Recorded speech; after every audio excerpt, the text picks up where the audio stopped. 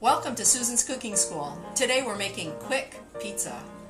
For those days where you don't have time to make a traditional dough, this dough will work just fine. I'm going to start with the water, and this water is about 110 degrees. I'm doing it a little warmer than I usually do because we're making a quick dough. I'm going to add my active dry yeast, a little sugar, give it a little head start. Just give this a stir and let it rest for about 3 minutes. A pound of bread flour, and I'm adding my kosher salt. Put this in the bowl and just give it a stir. Alright, our yeast has been sitting for 3 minutes in the water. It started to get a little foamy. Now I'm going to add my olive oil to this. The olive oil is optional. It does change the texture of your dough a little bit. If you'd like to use vegetable oil instead, you can also, but olive oil gives a really nice flavor. So I'm going to add my liquids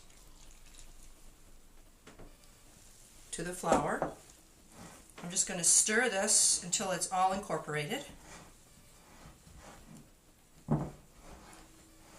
So far the procedure is pretty much the same as for traditional pizza dough, except I had my water perhaps a little warmer than I might normally have it.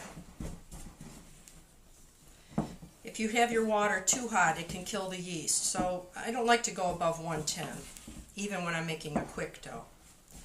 So my ingredients are pretty well incorporated. This takes time to be able to tell, but if your dough feels a little dry, now would be a good time to add a little extra water to it. If it feels too wet, you might want to add a little extra flour. If you're using all-purpose flour instead of bread flour, it's not going to have the same consistency, and it might also take a different amount of liquid. It can be made, but for the best results, it's good to use a good quality bread flour. So I'm going to dump this onto the counter. I didn't put any extra flour on the counter because there's still some extra flour here, and I'm going to start kneading, and I'm going to knead this for 3 minutes. Just keep pulling the dough together. I'm using the heels of my hands and putting some weight behind it to bring it all together. It's not sticking to the counter yet, and it might stick a little bit on you. If it sticks a lot when you're making it, just take a little flour and put it on your counter. Don't put too much on. As you need, you should feel the dough starting to come together and the lumps coming out of it. And it should also start to pick up anything that was stuck to your table. I'm doing a little bit shorter knead time than I normally do because after all this is our quick pizza. So now what we're going to do is just round this dough up. I'm just folding and pulling over and trying to make it nice and smooth on top. I'm going to put it back into the bowl that we originally used and put a cover on it. If you don't have a cover to fit on your bowl, a plate works well. Now for my quick rise method, I have here a pan half filled with hot tap water. Don't go above 120 degrees. This is probably around 115 or so. I'm going to just let this set in here for about 15 minutes, and then I'm going to reshape the dough again. I've got my oven preheating to 415 degrees, and I've got my pizza stone inside. Meanwhile, I'm going to prepare my pizza topping.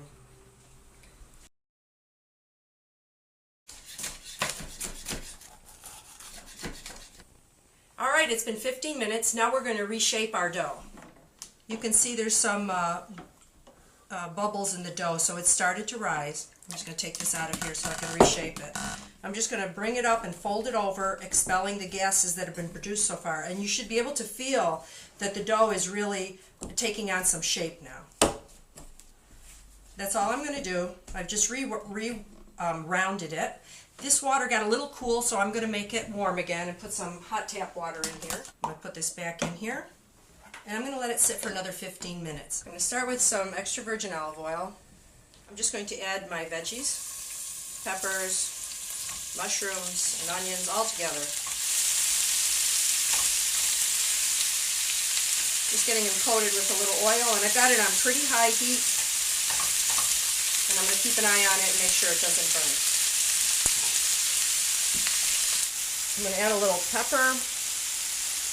Just make sure you get all the pits out of your olives. I'm going to coarsely chop my olives. I'm going to slice up some mozzarella cheese. You can use a wide variety of cheeses, but we'll kind of go traditional today. These are browning up nice. I'm going to add my garlic now. Don't add the garlic too soon, or it may burn.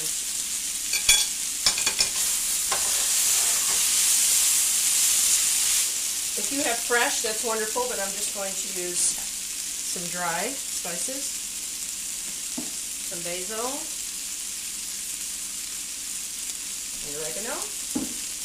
Our veggies look tender, and I think they're finished. I'm just going to turn this off, and I'll let them sit in the pan until they're ready to be used.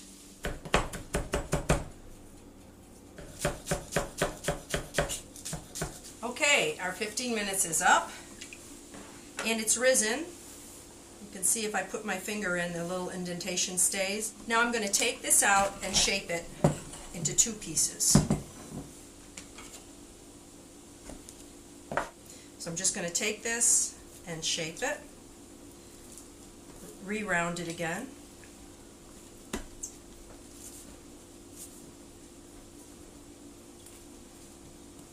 And so I have my 2 pieces. I'm going to flour a board, or you could use a tray. Just rest these on here. Cover the tops a little bit too. And just cover this with plastic. And we're going to let this rest again for another 15 minutes. Our dough is now ready. I'm just going to sprinkle it with a little flour. Put a little flour on the table. I'm going to make a ridge that's going to turn into our crust, and then I'm going to press down in the center good. Because this dough was made kind of quickly, it's not quite as extensible as one that had a longer proofing time, so I'm going to give it a little extra pressing before I start stretching it out, which helps. Alright, so now I'm going to take it and just gently pull, and with the back of my hand stretch it out.